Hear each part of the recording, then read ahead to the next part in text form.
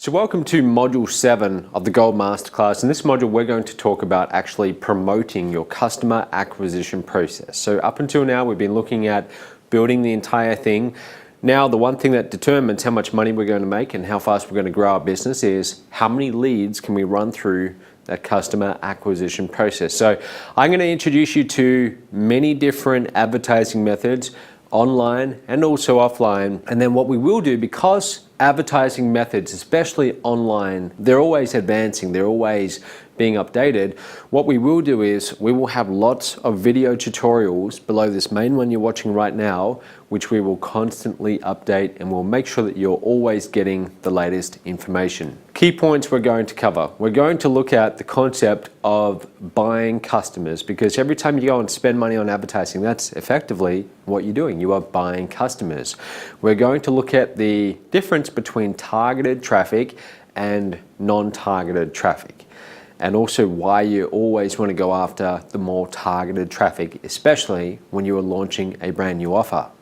We're going to look at online versus offline advertising, and I'll show you different options for each. We will look at free traffic versus paid traffic, and also creating your own referral or affiliate program. I'm going to give you some insights about how do you put together your own referral program so that other advertisers out there, they can actually promote your business. Now, out of the more than $100 million in sales that Mobe has done since it started out, the vast majority of all of it has come from our referral program. So I know quite a bit about how you can put that in place and make it very effective. I'm going to pass on some of my biggest secrets to you in this module. So the first idea I want to talk about is this. Without you actively advertising, without you actively getting leads, you really don't have a business. You have to be constantly promoting, whether it's free traffic or paid traffic. You have to be promoting, you have to be putting leads through this customer acquisition process. You know, all the time at seminars, I have people come up to me and they say, Matt, I'm unhappy with how much I'm making my business. And the first question I ask is, well, where are you advertising? How much are you spending every day? What's your budget? And tell me more about your advertising. And usually they're not exactly doing that much. They're doing all this other busy work, but the one thing they're neglecting to do is also one of the most important things you can do, and that's to be advertising. So we have to constantly be promoting our business. I like to think of it like this. Really what you're doing is you are buying customers. Now, every single business has something called the customer lifetime value. And that's the average amount that an average customer spends over their lifetime. So, for example, Starbucks. Every time you go and buy a coffee at Starbucks, you're spending money. And if you look at the average customer who goes back to Starbucks again and again and again, and you averaged up all the money that they spent, you added up all the money that they spent, you worked out the average dollar spend, that would give you the average lifetime value of a Starbucks customer. Now, I have no idea what that would be, but I would guess that it would be in the many thousands of dollars over their lifetime. Certainly for me it would, because I love my Starbucks. But when Starbucks goes out there and they're marketing, they're building their brand, one of the things that they're going to look at is, well, what's a customer actually worth? And therefore, that's how much we have to spend in order to get a customer. If we start spending more than that, we could be losing money. But as long as we're under that, then we can have a profitable business. So this is how all advertising must work.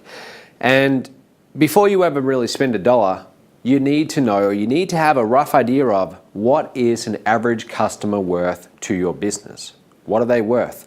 If you don't know, you need to find out as soon as you can, because otherwise you are marketing blindly. Here's an example. So this is what we would call an out of balance business model. Your cost to acquire a customer, or CAC, you can see that right now it's much higher than the LTV, which is lifetime value. So this is like a business which might be spending $200 to get a $100 customer. Every time they go and get a customer, they're actually effectively losing $100 each time. So that's not scalable. And it's the same with any business, even online businesses. When you go and promote an online business, if you're spending $1 to get someone to your website, and the average website visitor spends $2, well then you have a scalable business. But what a lot of online businesses are doing, especially the newer ones, they're spending a lot more then their business is able to monetize out of that traffic because they don't have an effective customer acquisition process in place. Now, on the other hand, this is what we would call a profitable and a scalable business. So the cost to acquire a customer is lower than what those customers are worth. So imagine that you had a business where every customer was worth $1,000 to you, and you could go and buy those customers through different media channels for $200. You would do it all day long because effectively for every dollar you outlay, you're getting back $5 in revenue. Well, that's exactly what this business model would look like. So how do you work out your customer acquisition cost? It's really easy. You start doing some marketing tests, you start spending some money, different marketing channels, and I'm going to show you a few in just a moment. And in this case, you can see that we've spent $1,000. Let's say we got 50 customers. Well, total spent divided by number of customers we got, and we end up with $20. Here's another example. So let's say you spent $1,000 and you got back 4. Your customer acquisition cost would be $250.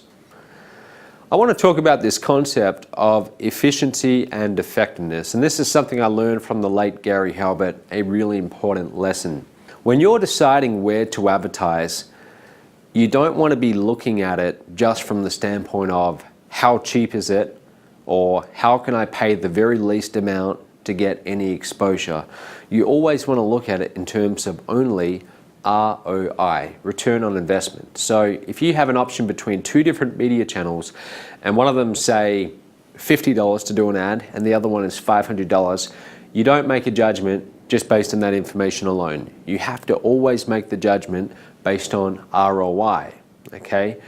Which one has the potential to bring you the highest ROI? So let me show you an example of that. Let's say, for example, you had the choice between doing email marketing and doing some direct mail. Okay, now the email marketing might cost you, say, $50. In other words, that's the cost to have the autoresponder, send out the email. It's next to nothing, $50.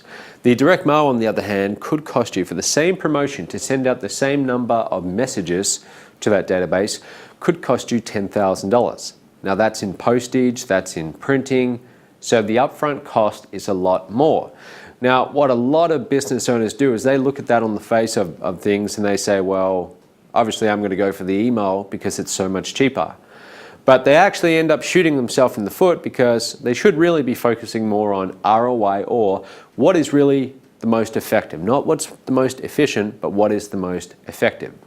So in this case, let's say you want to send out the email and it's going to cost you $50. You send it out and total revenue that's brought in is $10,000. So your profit after the whole promotion would be $9,950. So on the surface, that looks like a very successful campaign, and it is. But what if you'd done the direct mail? Yes, the financial outlay would be a lot more. Let's say you did actually outlay $10,000 to send out all those postcards or those pieces of mail. Now, the number of people who actually open it and take an action might be 40%. So it's a much more responsive medium. And let's say from that you were to get $40,000 in sales. Well, you spent 10 grand, you got back 40, so your profit on this campaign is going to be around $30,000. This is a very simple example, but again, a lot of business owners, they're always looking for what is the cheapest way for me to do a promotion. In other words, what's the most efficient way for me to do a promotion and get it out there as quickly as possible. And what they should really be doing is thinking more strategically and thinking, well, what's going to be the most effective way? In other words, what's going to bring in the highest return on investment? That's what you should be doing. You want to look at paid advertising as an investment. If there's one thing that I've invested in heavily over these last 7 years, it's in paid advertising. I have spent well over $10 million, and that's documented. Much of that has been through CPA networks, which I'm going to be talking about later on. But I've spent a lot of money through pay-per-click on search engines, direct mail, radio advertising, obviously through all of our affiliates, many different media channels. And it's the one constant in my business, and it's the one thing that I attribute our rapid revenue growth to more than anything else. My willingness to outlay money to bring back a return. A lot of people are very gun shy about doing that, and until you get comfortable with the idea of making that investment, outlaying money to get customers to come in, you're not going to be able to scale quickly. Now, the other thing is most entrepreneurs have very unrealistic expectations about return on investment they can expect from their media buys. And let me give you an example. Let's say if the typical online user starts a business, an online business, they go and spend some money. If they haven't doubled their money in 30 days, they're upset. I've seen brand new online entrepreneurs spend money and 30 days later, they've only just broken even. And they consider that a huge failure. And it's not at all. In fact, that's a huge win because you've just acquired a customer, you've broken even so it hasn't cost you anything, but you get to keep that customer and all future purchases, all future revenue, that can be mostly just pure profit. You don't have to go and buy that customer again and again. So here's how I look at things. Warren Buffett, one of the most successful investors of our times, who's also now worth over $50 billion, he actually grew his fortune to that amount just by averaging returns of a little bit above 20% year after year. And through the magic of compound interest, bringing back those returns just a little bit over 20% year after year, he grew a fortune, starting out from practically nothing when he was young in his late teens, and now in his 80s, I believe, he's worth over $50 billion. So 20% returns are nothing to be scoffed at. Yet again, I see new business owners all the time, they go and spend money on advertising, and if they're not making, say, 50% returns within 90 days, some of them are getting upset by that.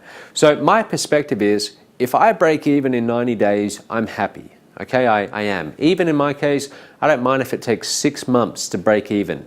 As long as I break even within 6 months, then I now have that customer. I know I'm going to keep on marketing to them for the rest of their life or the rest of my life or until they are no longer a customer.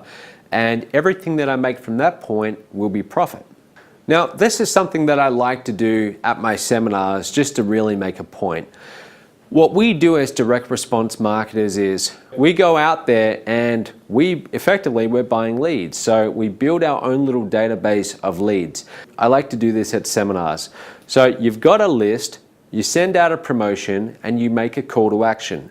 The call to action is to see if there's any indicator of interest. So in other words, we send out an email and we say, look, if you're interested in this, reply back to the email. And let's say that 2% of them do. 2% of them put up their hand and say, yes, I'm interested, through their act of replying back to the email.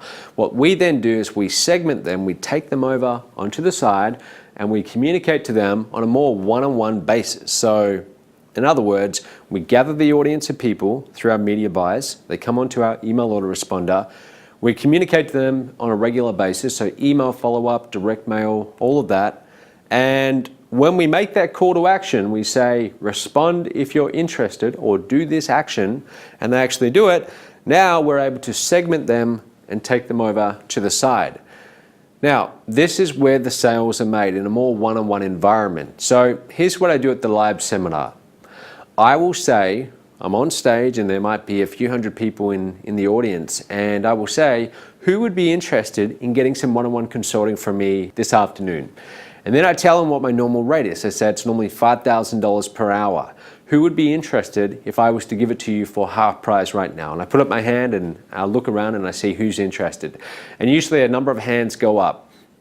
And then what I do is I throw in some bonus, or I discount it even further. And I say, if you'd like to get it, here's what you need to do. You need to stand up right now. I have those people stand up and I look them all in the eye and I say, all right, I'm going to do this for the first 3 people who come up here on stage. And usually some of them don't move that fast, but then some of them will run up on stage, and we actually have to be careful they don't come up too fast. But when they come up on stage, I then stop them and I say, I'm sorry, but there's actually no deal. There's actually no consulting deal. I was just doing it for the sake of demonstrating an exercise. And then I turn to the audience and I say, what just happened? We have maybe 200 people in this room right now. And what I did is I made an offer. I saw who was interested through their act. So they put up their hand. I saw who was interested. I isolated them to the side. In other words, I had them stand up and I started talking directly to them and not the rest of the audience. And then I said, here's how you can take advantage of the offer. And I sold to them on a more one-on-one basis, and they ran up on stage practically with credit card in hand, ready to give me money. So the whole sake of that exercise is to demonstrate that you as a business owner, in your marketing, you're doing effectively the exact same thing. Every time you send out communication, you're seeing which part of your audience or your list interested. You isolate them to the side. So that could be an email exchange one-on-one. That could be you picking up the phone and calling them, or one of your sales reps doing that. It could be one of your sales reps going and seeing them. But you talk to them in a more one-on-one intimate environment, and you're selling to them more individually. And that way you're not burning out your whole list, because you're not trying to have that same extra communication where you're selling to the whole list, but you just get to talk to that segment who's actually interested. And then of course, once they buy, our next part is we then upgrade them to the next backend program. So they come into our Ascension model. And after that, it's just rinse, wash, and repeat. That's all we're doing all throughout our marketing cycle. So let's talk about targeted advertising. So what exactly do I mean when I say targeted?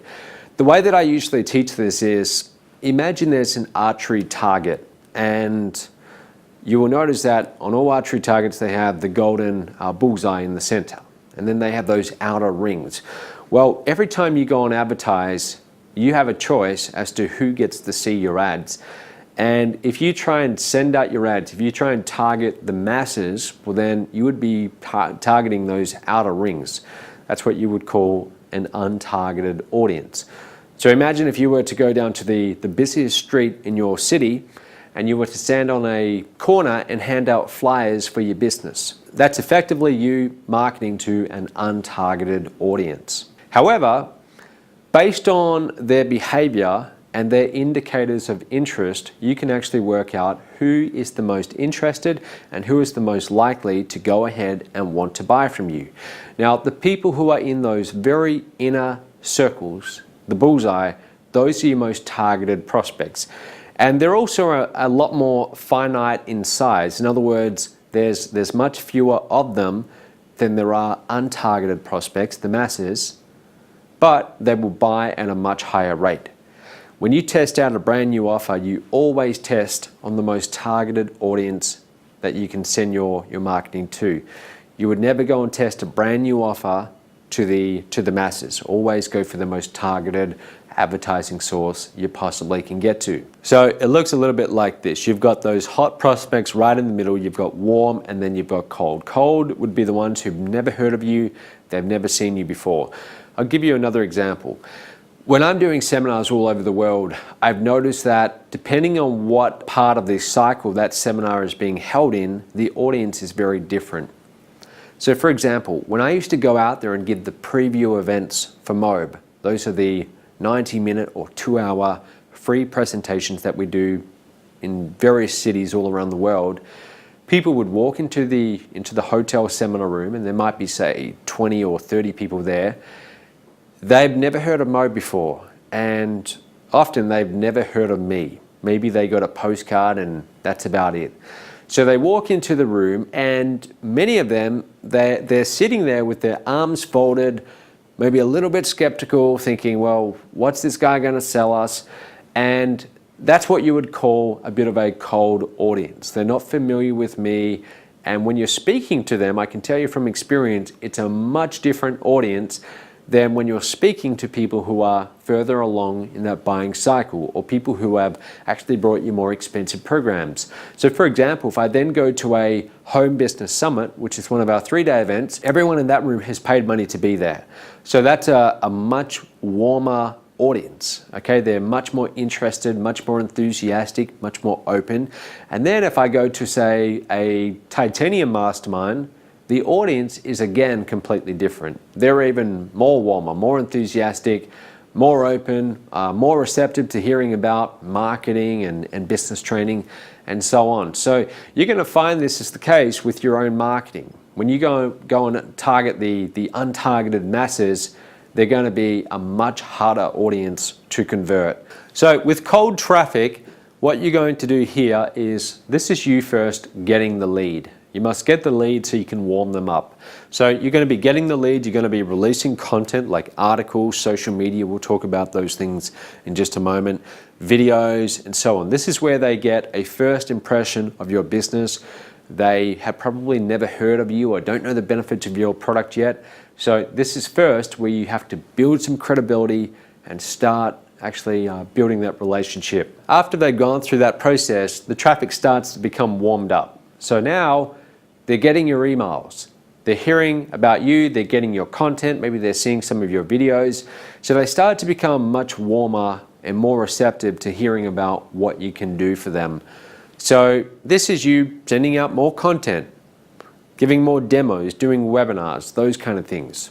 And then hot traffic would be what you call people who are ready to buy or they've already bought products. These kind of people you're going to be making your offers to, your back-end offers to. You're going to be retargeting. Now, you might not know what retargeting is. I'm going to show you in just a moment. But these are the kind of things you want to do with hot traffic. Think of it like this. Cold traffic, a great analogy would be if you're in the dating world or if you think back to how you met your spouse, when you first went up to your potential spouse and introduced yourself, you were a cold prospect, okay? So your spouse did not know who you were. And then over the dating period, you became, or they became a warmer prospect. And then finally there was the big commitment, marriage, and now they are what you would call a hot prospect or a hot traffic. So here's how you want to think of your advertising spend. When you're going out there to get colder traffic, you're probably spending about 60% of all of your advertising budget on the cold traffic, okay? So that's you going and doing ads online, offline, and so forth. Now, you're going to be spending about 30% of all of your advertising budget on warm traffic. So what exactly does this mean? Well, this means retargeting, those kind of things. And then 10% on hot traffic. So this could be sending more expensive direct mail campaigns to your prospects to have them upgrade and get more of your back-end programs. So as far as it goes when it comes to marketing channels, we're going to cover quite a few in this module, but the main ones that we are going to talk about are referrals, so having your own affiliate program, search engine optimization, or otherwise known as SEO, content marketing, direct mail, paid advertising, social media, live events, and some of these we also talked about in the previous few modules as well. Now, just as a little case study, so Mobe as of now has over 700,000 email addresses. So in other words, 700,000 leads. Now, out of buyers, front-end buyers, we have somewhere over 170,000, about that right now. And then back-end buyers, we have over 10,000 buyers at the $2,000 price point. And the further you go up, obviously the fewer there are as they are sent through the back end. But you might be wondering, well, where did most of those customers come from? Well, the answer is most of them came from our affiliate program. So if you want to see a case study of a great affiliate program, here's what I want you to do. I want you to go to mobe.com/affiliates, and that's where you're going to see the affiliate sign up page. That's where new affiliates join, and then they're able to promote our products, send us prospects, and we pay them when one of their prospects converts into a customer. Now you can also go to mobeaffiliatesupport.com and you can see all of our affiliate resources there. And I'm just telling you that because if you ever set up your own affiliate program, feel free to model what we're doing. This is the one area where I can confidently say we do it extremely, extremely well. And like I said, most of our revenue and our growth has come from our affiliates. But a lot of it has also come from aggressive media buys in direct mail, radio advertising, and of course many different online channels. Now here's how it all started. Back in 2011, Mobe as a company was doing just a few $1,000s a month. Some months we would actually do less, and Mobe back then was really just me and maybe one or two other staff. That's it. And I was operating it out of Perth, Australia. And then what happened was in late 2011, when I started to really fine tune things in and start paying attention to the metrics, I had my first $7,000 month, which at the time was a lot of money. And what I did is I took a substantial part of my profits, so probably about $3,000 or $4,000, and I reinvested that back into advertising. So I reinvested it back into the business. So I went from spending maybe $1,000 on advertising per month to $3,000 the next month. Shortly after that, I went up to $15,000 in revenue, not profit, but in revenue. And then shortly after that, I actually went backwards for 1 month, but the next month, actually up to $45,000 in revenue. And that was December 2011. The very next month, it went up to $81,000, January 2012. Now, the reason why I tell you this is because often when people hear about the explosive growth that we had, they say, well, Matt, how did you do it? How did you grow so quickly? And the answer is, I reached a point in my business where for every dollar that I outlaid in media buys or in advertising, I could get back, say, $1.50, okay, somewhere around that. So in other words, I was profitable. Each time I spent money, I would make back more. I always give this example at our live seminars. I say, imagine if you went to Las Vegas and you found a slot machine, and for every token you put into it, every, say, $5 token you put into it, you were getting back $10 back. And I say, well, how long would you sit in front of that slot machine putting tokens into it? And people say, well, as long as I could. And I say, that's right. You'd be there next week and a year later probably pulling that lever, because you discovered that every time you outlaid money, you were almost guaranteed to get more back in return. Well, what we're trying to get to in our business is we want a customer acquisition process that works like that. Every time we spend money on targeted advertising, we're able to make a profit. And then whatever we're comfortable with, we take a percentage of those profits and we reinvest it back into more advertising the next month. Now, during my period of rapid growth, 2011, 2012, I was comfortable taking back the vast majority of the profits I was making. And when I say the vast majority, I mean more than half of it. So if I made, say, $4,000 profit 1 month, I would be very comfortable taking $3,000 of that and reinvesting it back into traffic. And that's why within an 18-month period, I went from a few $1,000s to over $400,000 in revenue per month. That's the only way that I was able to scale so quickly. So I want you to just think about that and think about how you can do that in your own business. But that's why optimizing your customer acquisition process and getting the most targeted traffic you can buy are the two most important things you can do in your day-to-day operations.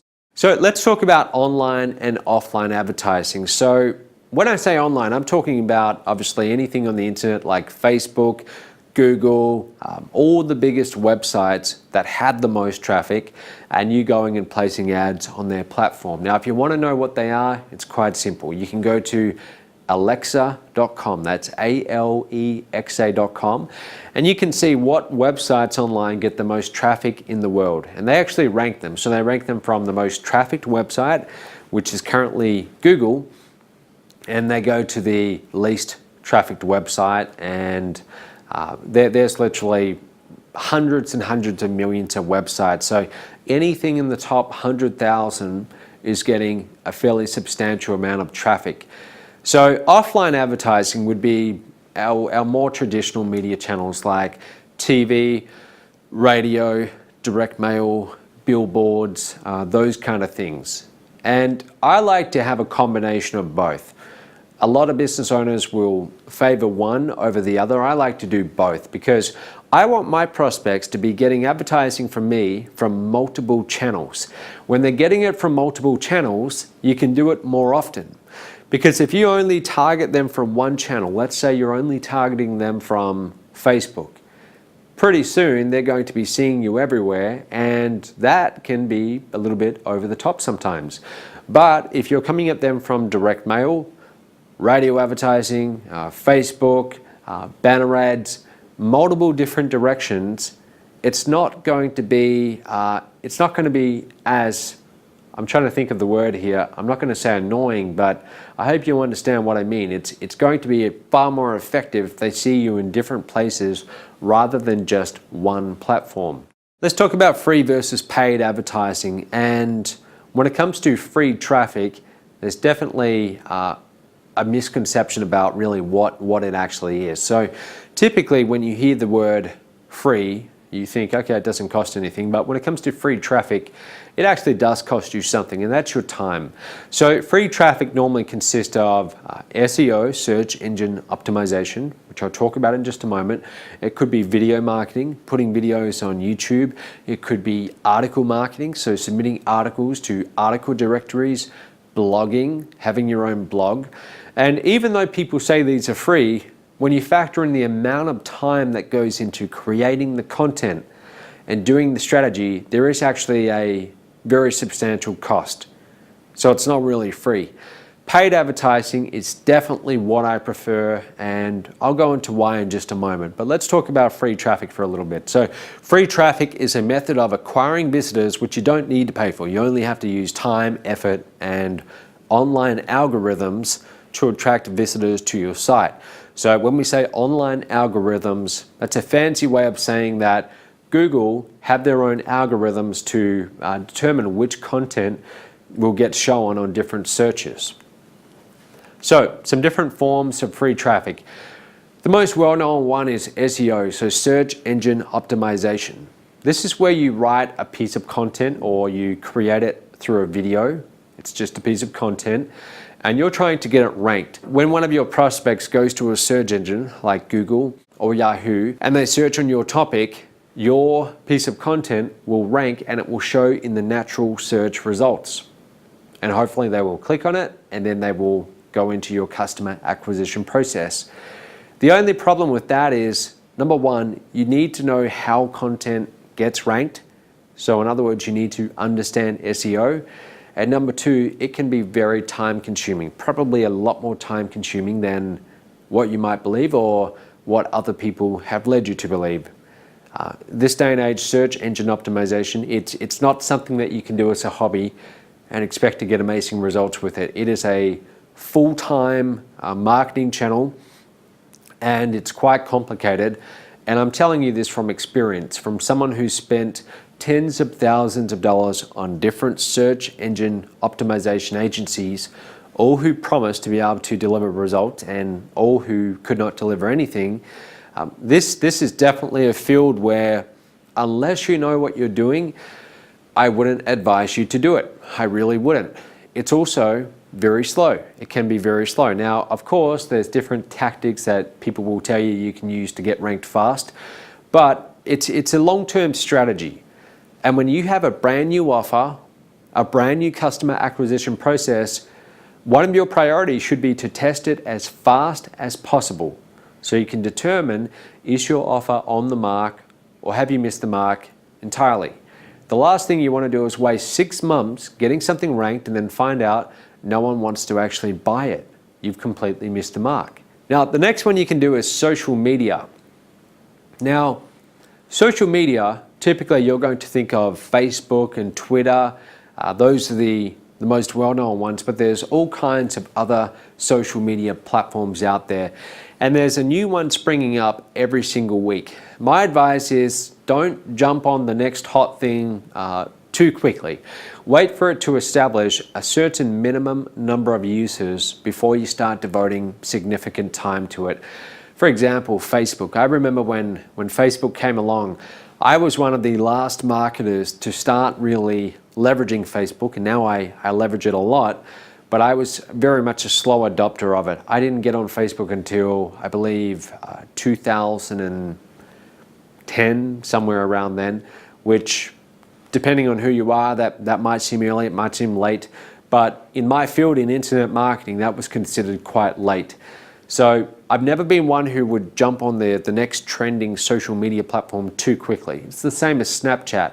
When Snapchat came along, I was one of the last people to start using it.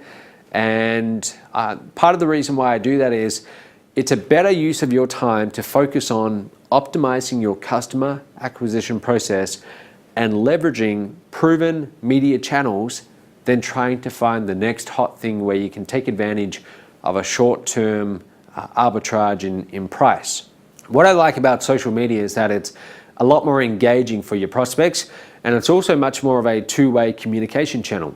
So rather than you just showing ads to your prospects, you can be getting their interaction. You can be seeing them, you can be getting their questions, their comments. So it's a lot more engaging, and it means that you can sell much easier. You can market to them much easier. So for example, in Facebook, I leverage Facebook groups. I have lots of different Facebook groups, and we invite our prospects, our leads, to join the Facebook groups. So in other words, we get an email lead, and in the first few emails that go out, we invite them to join our Facebook groups. Now, in some of those Facebook groups, we have over 10,000 people. And every single day, we're in the groups sending out engaging content that advances the sale. So for example, case studies or testimonials, brand new offers we're bringing out, blog post, videos we've done, but we're able to see the interaction of our prospects, and also it demonstrates enormous social proof because they can see each other.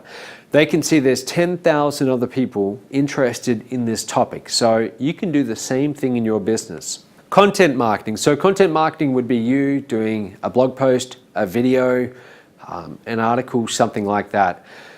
I do a lot of content marketing. I'm putting out videos every single day, and you can see them if you search for Mobe on YouTube, or I'll put a link below this video somewhere so you can go and check it out. But I've now got well over 1,000 videos on my various YouTube channels and well over 1 million views collectively.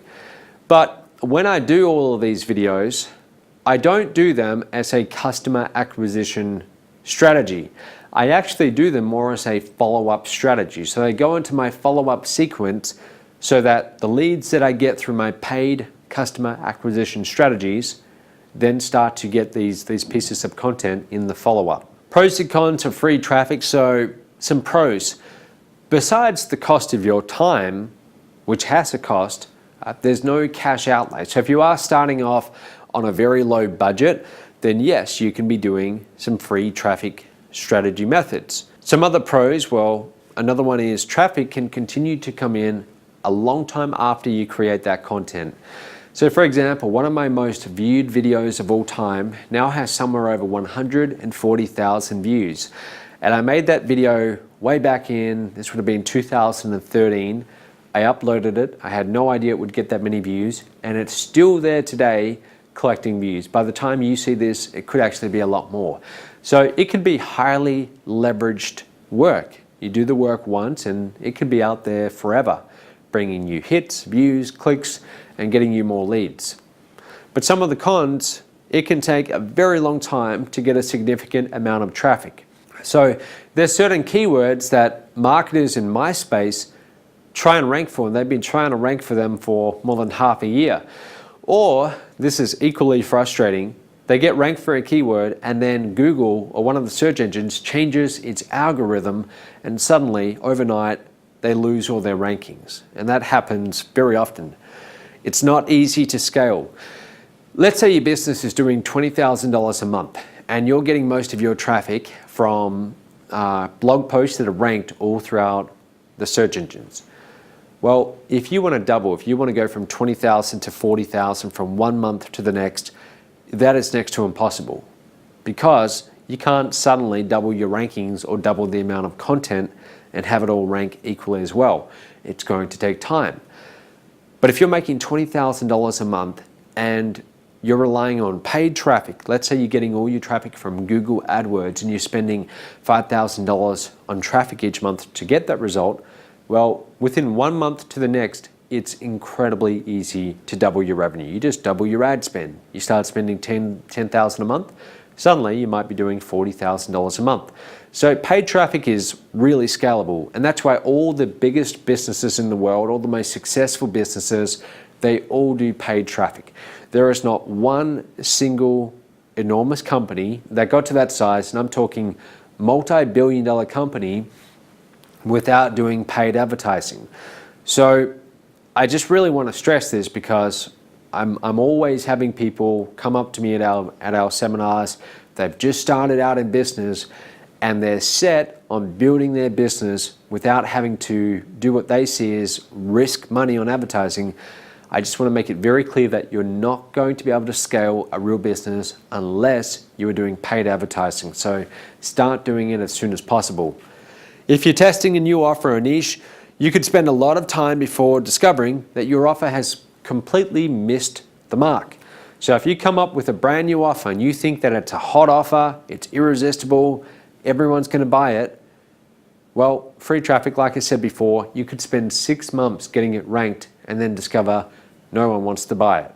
So here's a case study of someone who has leveraged the so-called free traffic method of SEO, and this is John Chow. John is one of our Diamond Mastermind members. He's also promoted Mobe in the past and continues to do so, and he's made over, as of the time of this recording, over $2 million in commissions. And a lot of that has come from his blog, which is johnchow.com, and you can see it and see his entire strategy. But effectively what he does is he's built this blog where he releases content just about every single day, and it's content mainly on internet marketing, but also just even on where he's traveling or even what kind of food he's eating at different restaurants he's sampling. It's really just a kaleidoscope of lots of different topics. But he's now been building this blog up for somewhere over 15 years.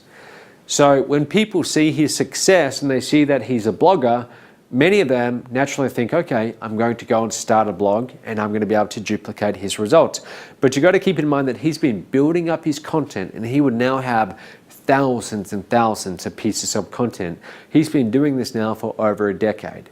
So my point is, if you are going to do SEO as a strategy, it's a long-term strategy. It can be very effective, as it has been for John, but make no mistake about it, it is long-term and it does require skill. Now, here's how he's able to monetize that traffic. So he'll release a piece of content. In this case, he's got what top earning affiliate marketers have in common. On his blog, you can see there's banner ads all down the side. Now, all of these banner ads funnel people towards actually learning about the Mobe affiliate program and Mobe products. The vast majority of his ads, that's where they go. So he will actually sell one of our cheaper products. It could be for $10, it could be for $49. And then on the back end, as his customers in Mobe, as they upgrade, he's actually making a lot of money, sometimes over $100,000 a month. Now, he's using pop-ups on the blog to capture the lead. So when people find him in the search engines, they're browsing the content. They are browsing a blog post, they're reading about it. A pop-up comes along just like this one, and it says, fill in the info to get your free copy of this guide. People put in name and email, and they're added to John Chow's list. Here's another case study. Now, this one comes from a company much bigger, but they're also leveraging free traffic strategies as well, or content marketing strategies, and that's IBM. So IBM has a lot of different blogs, and they release a lot of content as well throughout different channels. So they have videos going out. They have over 8,653 subscribers on just one of their YouTube channels. And they say, we're identifying the right influencers that align with our business priorities.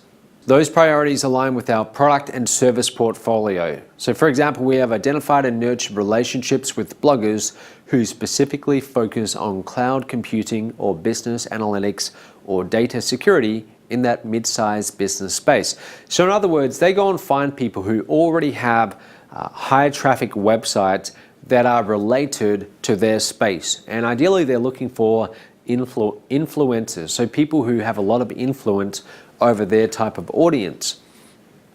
And look at how many blogs they have. They have blogs on all of these different types of topics. Now, you and I, when we're starting out, we only want to have one blog. But my point is, even big companies are using content marketing strategy to get more prospects and put them through their customer acquisition process.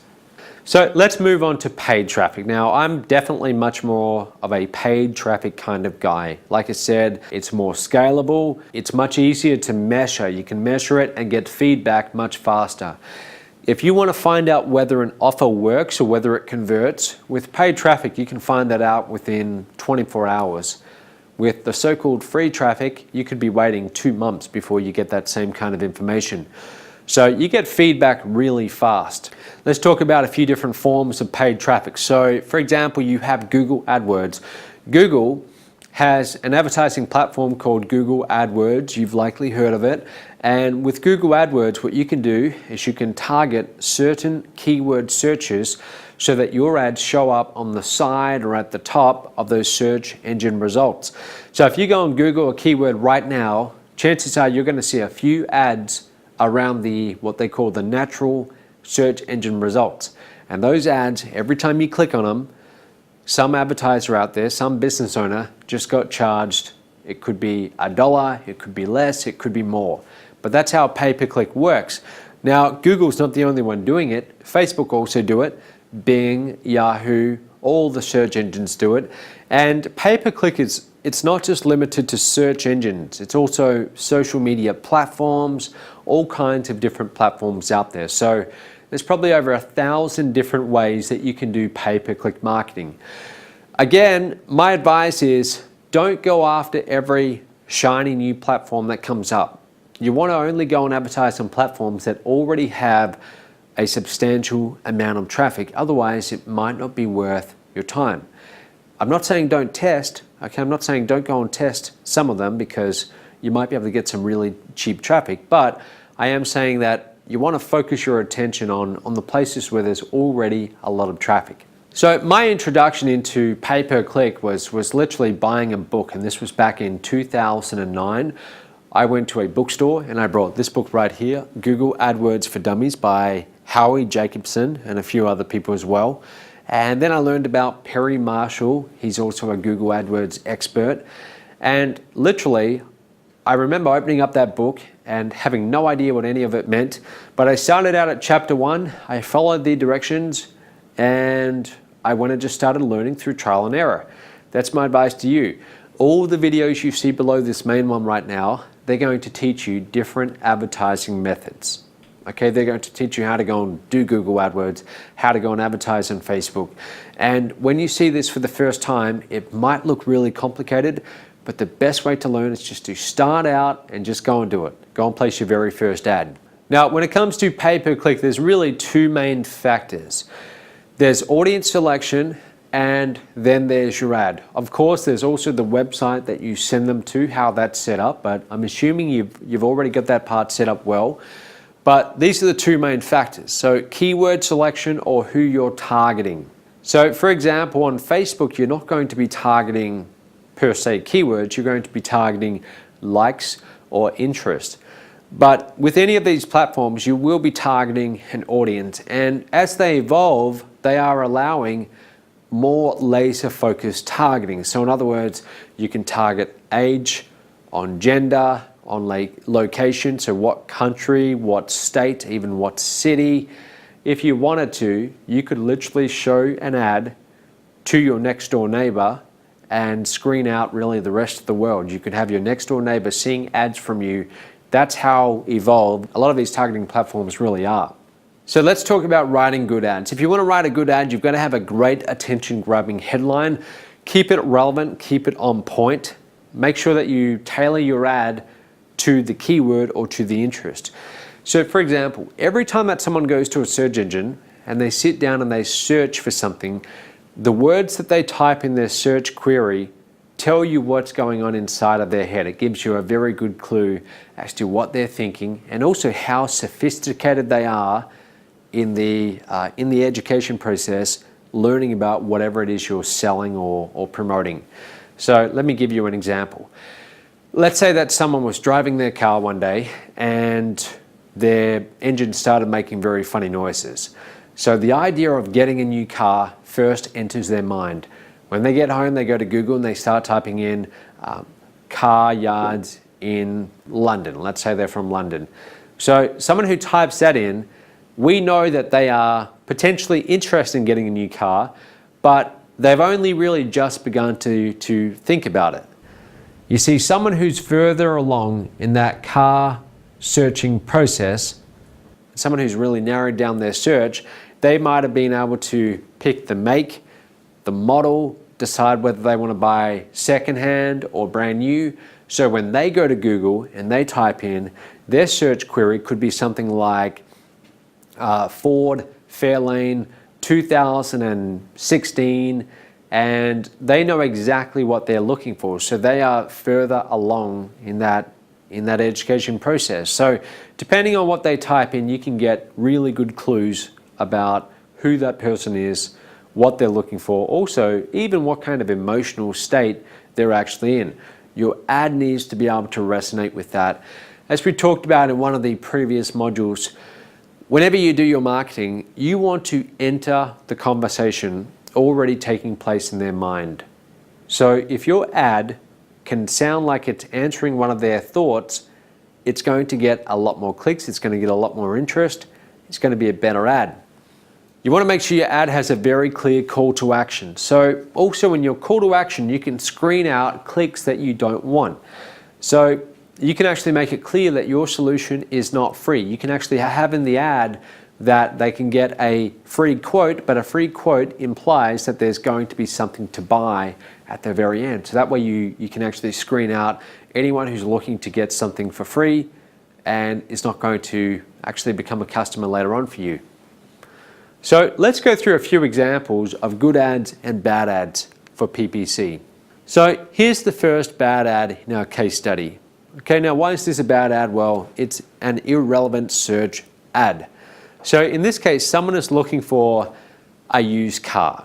Okay, they go to Google and they type in something to do with a used car. And the ad shows up, and maybe the ad was targeting the word used, and it shows up medical equipment. Okay, and it's all about medical equipment. It's completely off target. The person isn't looking for medical equipment, they're looking for a used car. Okay, so no matter how good this ad is, it's completely irrelevant to what they're looking for. Make sure that you are targeting only relevant search queries. Don't go targeting people who are looking for something entirely different, hoping that you will convert them, because again, we come back to the archery target. Those are people in the outer rings. They're untargeted and they're much, much harder to convert.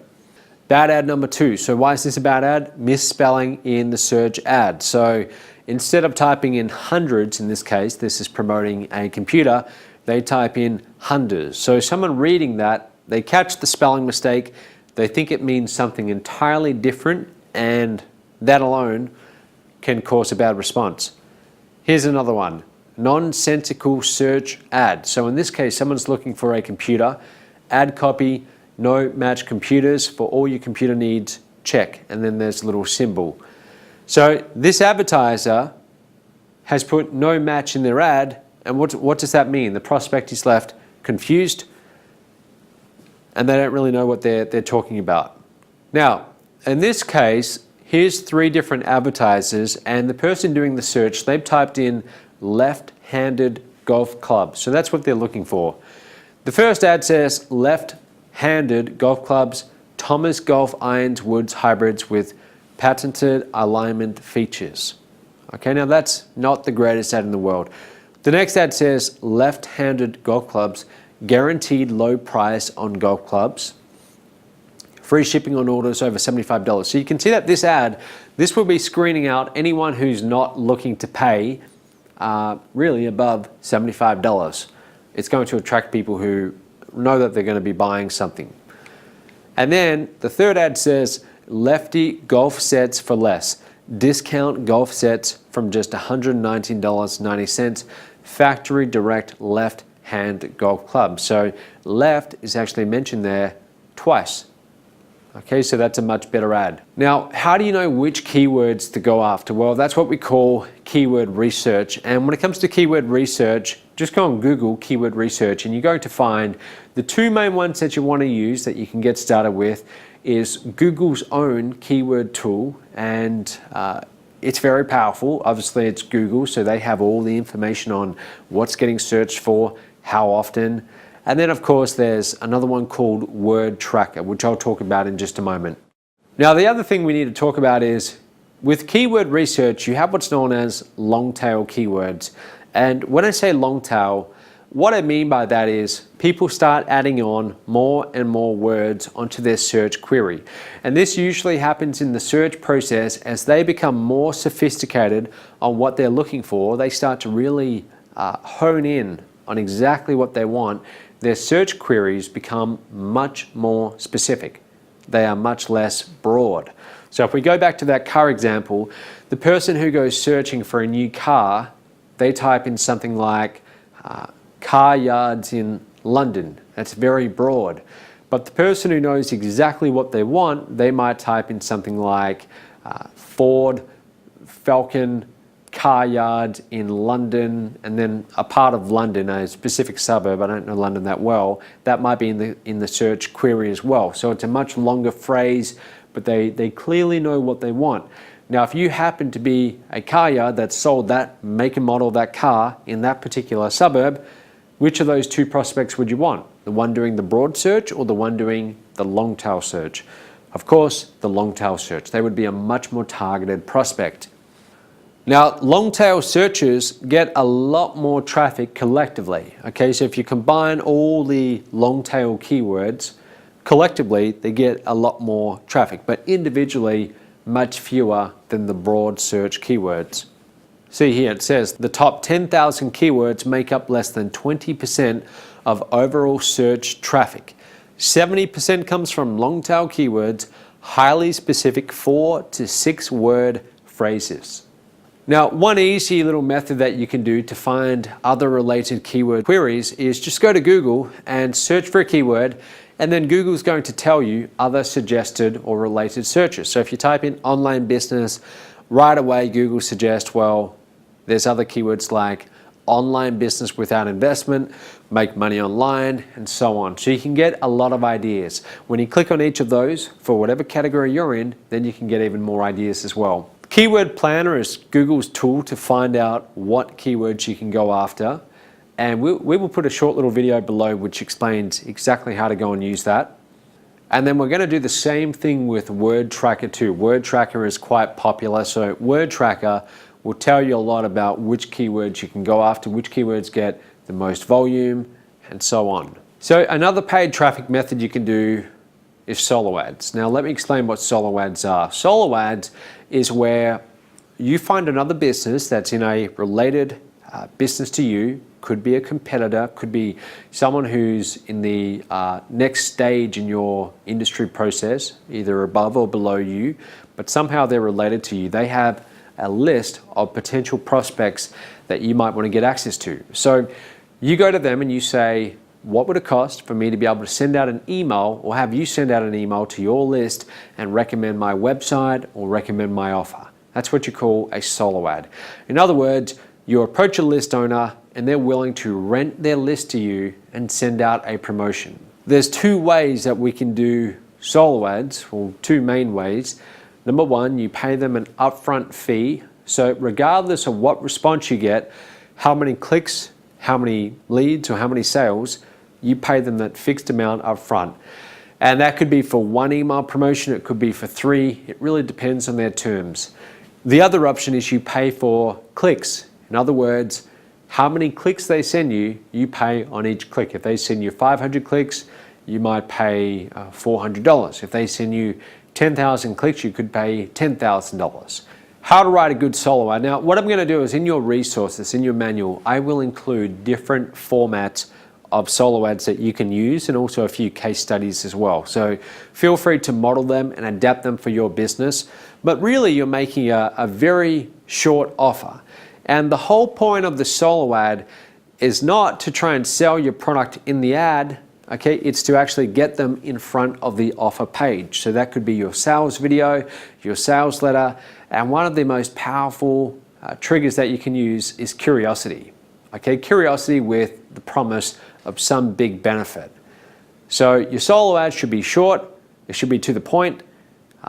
The longer the solo ad, the more qualified your response is going to be, especially if you have your links right down at the bottom of the email. But if you're paying per click, then in that case you might actually want to do that. You might want to get fewer clicks but from more qualified prospects. Now, another paid traffic method you can do is banner ads. Banner ads still work. Banner ads were one of the first online advertising mediums that were ever made available, and they still work. A banner ad is effectively you renting real estate on someone else's website. So someone might have a website that's in your category, in your niche, and they're getting a lot of traffic, and it could be very qualified traffic.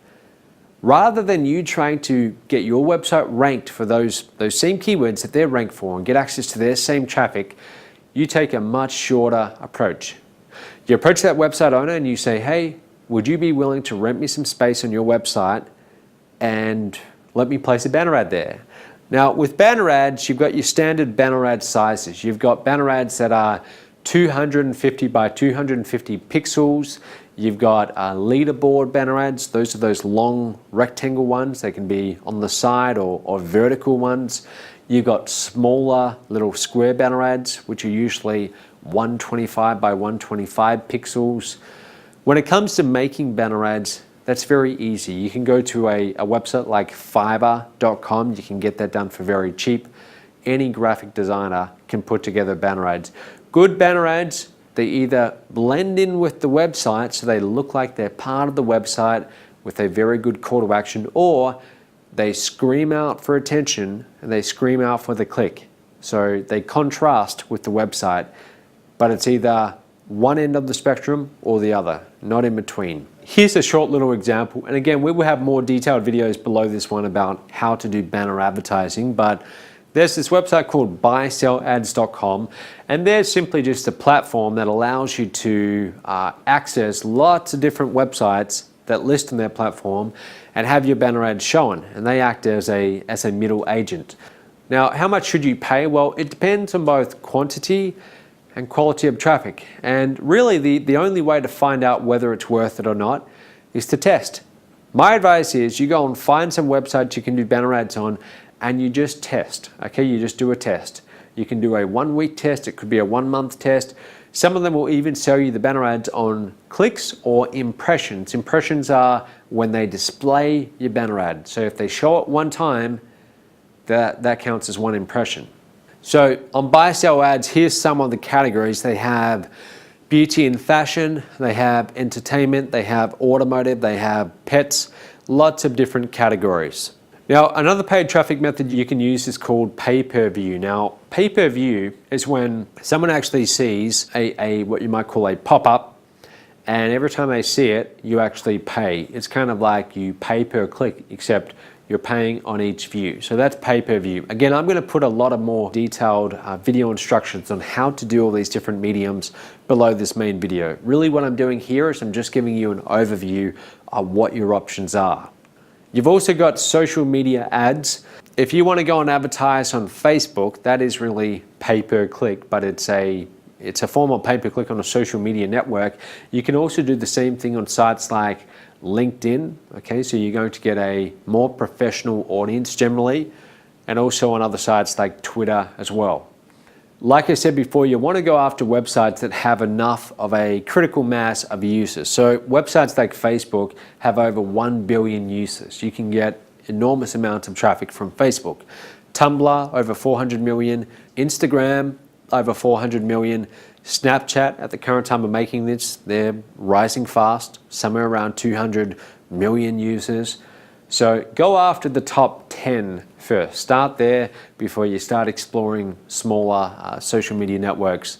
Now, another form of paid traffic is what you would call CPA, and listing your offer on the CPA network. So let me explain how this works. With a CPA network, well, first of all, CPA stands for cost per action. And what you're doing is you're paying every time you get an action. Now, what sort of action do I mean? Well, it could be a click, it could be an impression, it could be someone filling out a form, but what I prefer is someone actually spending money. Okay, so in other words, let's say you're promoting a front-end offer and yours might be for $20 or $50 or something like that. You would then say what you're willing to pay every time someone brings you a customer that pays, say, $50. Now, usually you're going to pay more than the price point. So in other words, if your offer is $50, you might pay out $80 or $100. Now, you might be wondering, well, why would someone ever do that? Why would someone pay an advertiser $100 to bring them a $50 buyer? Why would they lose money like that? Well, the answer is because they know they can make it up on the back end.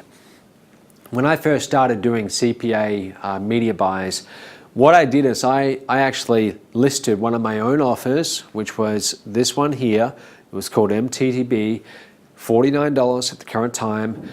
And I said that for every buyer that someone was willing to generate, in other words, if they could get someone to buy this product with their credit card, I would actually pay them for that buyer.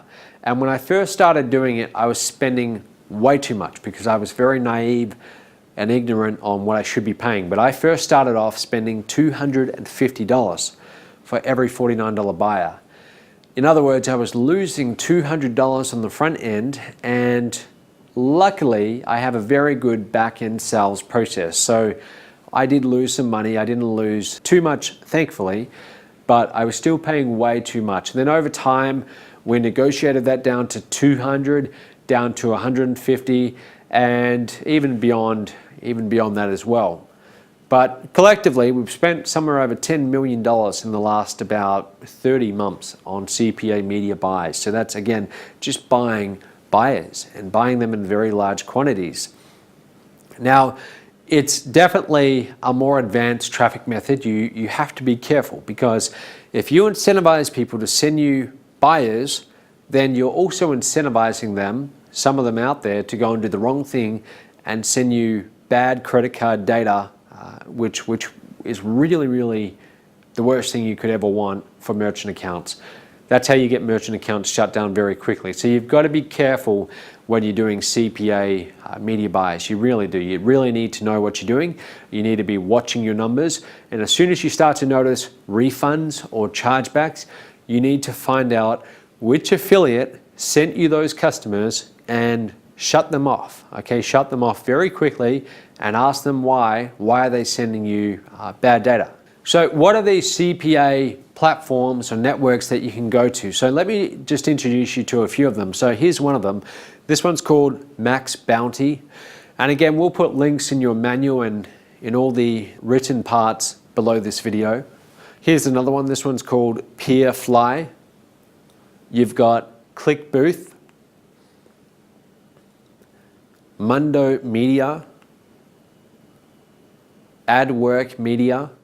So there's numerous ones out there. And if you go and do just a quick Google search for CPA networks or list of CPA networks, you'll be able to find a whole bunch of them.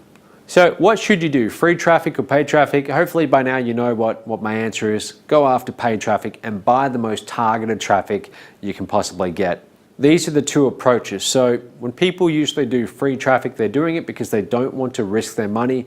And usually it's a hope strategy. They go and do the work and they hope that that video they made is going to go viral, or that blog post they wrote is going to get shared on all the social media networks. So it's very much a strategy that most people they do and they hope it works. It's not building a real business though. It's not scalable. I like to do paid traffic because I get fast feedback and it's very, very easy and quick to scale. Here's one of the best pieces of advice you're ever going to get, especially those of you who are brand new to marketing online. Pick one advertising method and aim to master it before you go and try a second and a third. This is something I see again and again and again, and no matter how many times I say it, people show up to our seminars, they're trying to learn online marketing, and I ask them, well, what are you doing right now? And they start telling me about the 5 different things they've tried. They tell me that they've tried solo ads, they've tried Facebook, they've tried Google, they've tried banner ads, and what they end up doing is they spread themselves way too thin. They end up getting overwhelmed because they're trying to manage 5 different advertising channels and learn them at the same time.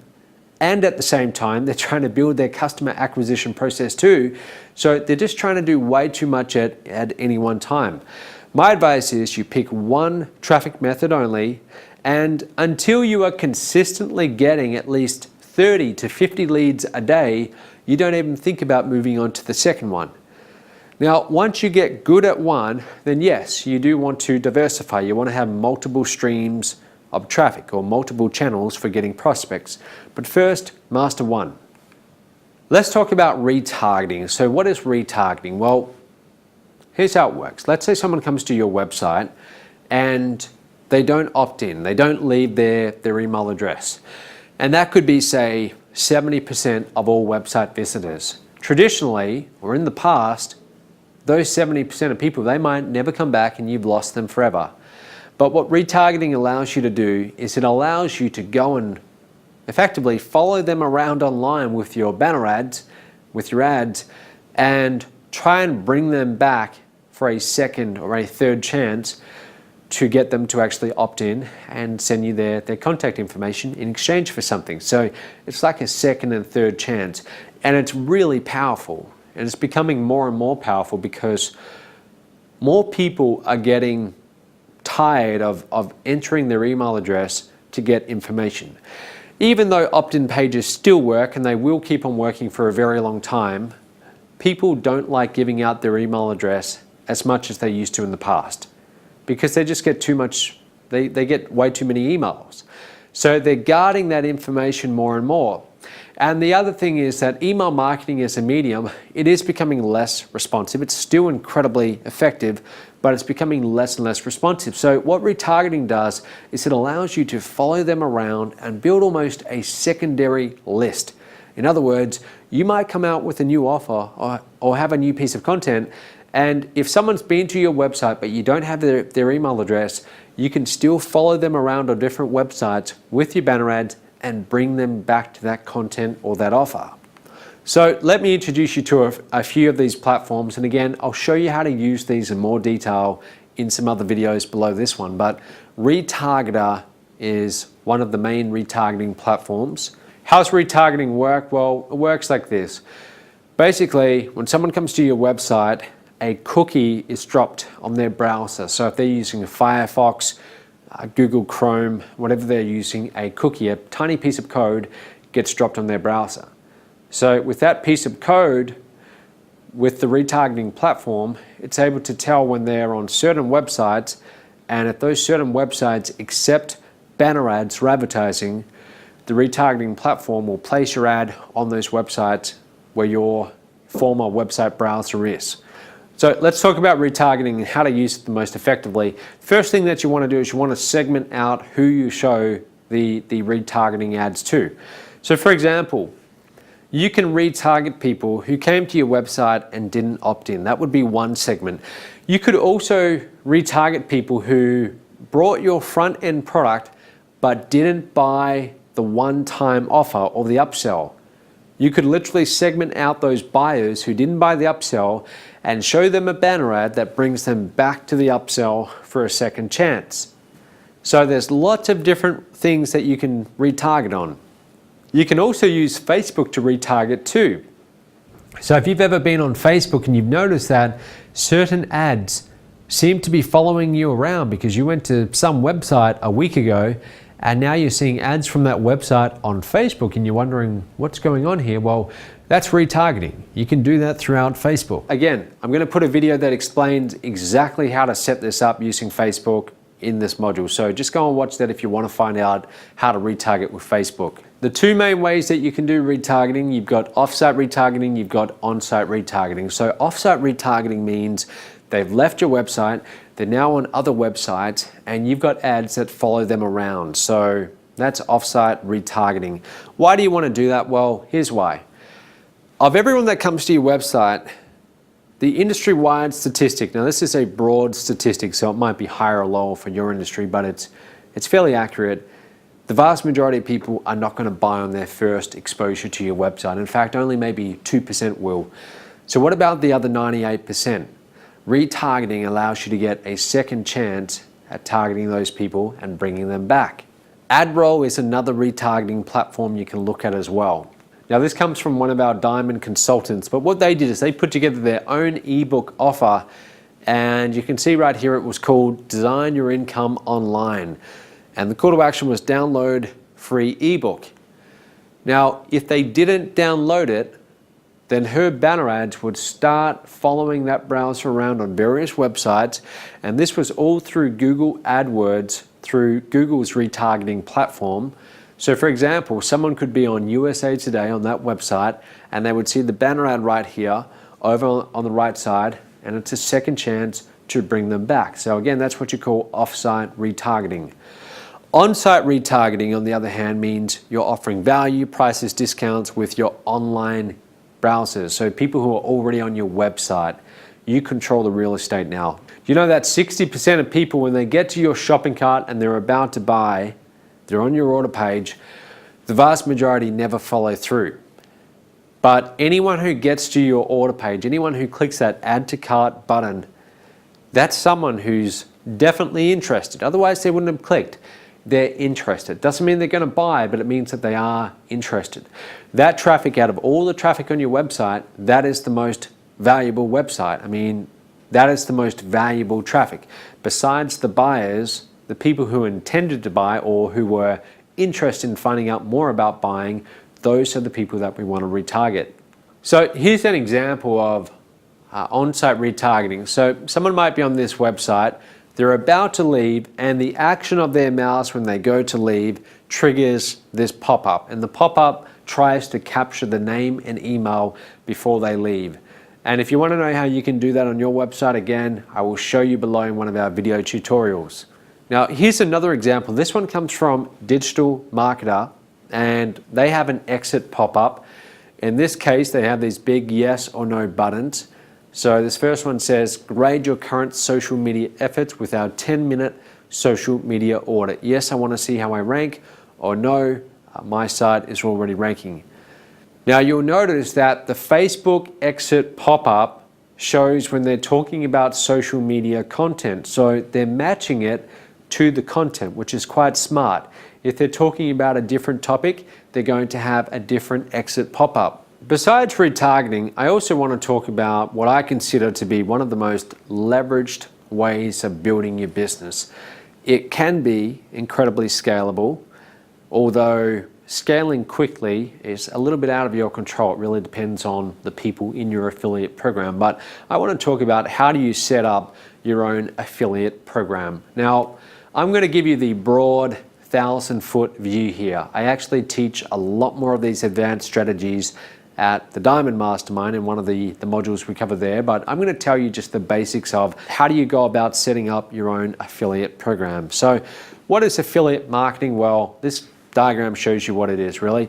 Basically, an affiliate goes and promotes you. An affiliate could be an individual marketer, it could be another company, but they decide they want to promote you. So they get what's called an affiliate link, which is a unique link for your particular product or your particular website. They go and place that link in their ads. Someone clicks the link, they go to a website, and then when they buy, that conversion or that buying action is tracked back to the affiliate. Okay, so you, the affiliate program owner, you know that affiliate A sent you customer B, and therefore affiliate A deserves to get a commission. Your affiliate tracking software is tracking all of that for you, and it's very accurate. And then that's how you're able to then pay them a commission. You might be paying 30% commission, so someone sends you a $100 customer, that affiliate is going to get a $30 commission. So let's talk about how you go about setting up your own affiliate program. So first of all, you can use what's called an affiliate network. An affiliate network is really just like a platform where affiliate or businesses that have products and services want to list their products and services. They have it on their website, so they take their website, they list it on the platform, and then affiliates come along and they choose which websites they want to promote. So the affiliate platform is really just the middleman between the two. The advantages of this is that you don't have to manage payouts, you don't have to manage tracking, often you don't have to manage refunds or any of that.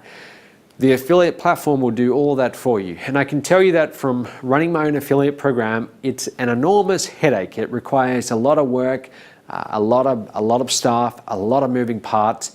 If I could do it again, I would still do the same thing. I would definitely have my own affiliate platform like I do now. But when starting out, I wouldn't recommend you go down that path. I would recommend you go to one of the affiliate networks I'm about to tell you about, and you simply list your product or service on the platform. You can always go and create your own affiliate program later on. Let me tell you a little bit about ClickBank. ClickBank have paid out billions of dollars in commissions. If you have an information product in just about any different category, you can list it on clickbank.com, and they already have a lot of affiliates. So the affiliates will see it, they can start promoting it, they can get their affiliate links, start sending you traffic, and you get to decide what commissions you want to pay out. There's CJ Affiliate, Rakuten Link Share. You've also got Share Sale as well. You've got Amazon Associates. So you've got a lot of different options. And again, we will put more detailed instructions on how you use each one in this module. But my advice is, before you even think about creating your own affiliate program, get your customer acquisition process dialed in. You have to be in a position where you can go and spend $1 on paid traffic or paid advertising, and you can make back more reliably, predictably, consistently. You need to be at that stage before you go and start getting affiliates to send you traffic. Because if your entire customer acquisition process, if it doesn't work, if it doesn't convert traffic into buyers at an acceptable rate, then other affiliates, they're not going to want to spend their money to send traffic to you. And keep in mind, they're not going to have your kind of margins, because you're not paying them your margins. You're paying them a percentage of the retail price. So they're not going to be able to make as big a profit as you, the vendor, will be able to make. So if you're not currently profitable, they're not going to be able to be profitable. Okay, it's very unlikely. So first, you dial in your metrics, you dial in the economics of your entire customer acquisition process first, and only then do you start your own affiliate program. When you do start the affiliate program, just know that it will start off slowly. When I first started mine this would have been in 2011, I remember getting my very first affiliate and being very excited about that. I thought that soon I'll be able to sit back and affiliates will be sending me buyers and I won't have to lift a finger. Okay, I was very naive back then, and nothing happened. I then got up to 10 affiliates and still nothing happened. And by the time I had 100 affiliates and I still wasn't seeing them produce paying customers, I was starting to get very worried. So then I thought to myself, okay, well, maybe I need to incentivize them a little bit more. So what I did is I did my very first affiliate contest, and I offered an iPad. And I remember it very clearly. The iPad was $500. It was a little bit outside of my comfort zone back then to spend $500 for an uncertain result. I didn't know if I was going to get anyone to promote. But I said that whoever produces the most sales in the next 7 days will win this iPad. And I actually had someone start promoting and they got 1 or 2 sales. So the sales showed up, and when I saw that, that was very exciting, because those were sales where I didn't have to go and spend marketing dollars to get those sales. That was someone else, an affiliate, bringing me a customer. And I only had to pay them when they actually brought me the customer. So that's the good thing about having your own affiliate program. You only have to spend money if you actually get results. So that's how I first started getting results. I kept on recruiting affiliates. When I say recruiting, I mean I kept on sending people to my affiliate sign up page where they could become an affiliate. They could get access to all their affiliate links. And I was using back then Infusionsoft as my entire CRM and my affiliate program. So they would get their affiliate links, and in the back office, I would decide what I was willing to pay out. So 50% commissions or more. You get to control all of that. They then send me their traffic, and when their traffic converts into a buyer, only then would I pay them. So it started off very slowly, but towards the end of 2011, it started picking up momentum. And before I knew it, I was being sent $2,000 customers and above from affiliates. And that's how Mobe really started to grow. Largely it was from affiliates. And then what will happen is, eventually, if you keep on persisting with it, you will actually get your first super affiliate on board. Now, a super affiliate is someone who has an enormous audience and they're able to send you a lot of customers in a very short amount of time, far more than the average affiliate. So my first super affiliate came in late 2012, and it came from a guy who'd already made millions of dollars online. He became an affiliate, and shortly after that, a few months later, we had our first $400,000 month. And it wasn't all due to this one super affiliate, but a large part of it was. And the good thing is, when you get the first super affiliate on board, that's going to attract other ones because many of them are friends or they're in the same network. So when they hear about one of their fellow super affiliates is making really good money promoting this offer, they don't want to miss out. So they're going to come along and they're going to want to promote for you. Now also, if you're able to promote for them, then they can reciprocate. So as you build up your business, eventually you'll get to a point where you have a large list of prospects, of customers. So if you promote for one of these super affiliates, you promote one of their products, they pay you, it could be 50% commissions, then they can turn around and do the same thing for you. So through reciprocation, you can start to work your way up the ranks and go to the bigger and more influential affiliates. So I want to talk about just briefly the 80-20 principle with affiliate marketing. And I'm going to go into 80-20 a lot more in depth in the next module, but with affiliates, just know that 80% of your entire results will come from not 20%, but more like 5% of all of your affiliates. I now have well over 10,000 affiliates within Mob, and I can tell you that out of all the revenue that's produced, it's produced by a very small minority. That's just the truth. It's produced by less than 100 of the very top affiliates. Now that doesn't mean that the others don't make money, but I'm just saying that if you look at it in terms of a percentage, the vast majority comes from a very small amount. Now that's just the way it is in life. Okay, that's just the 80-20 principle. It extends everywhere. In business, 20% of all businesses make well over 80% of all revenue. Okay, in business, it's probably less than 2% of all businesses make over 98% of all the revenue produced. But that's how it's going to be with your affiliate marketing. So who do you want to spend most of your attention with?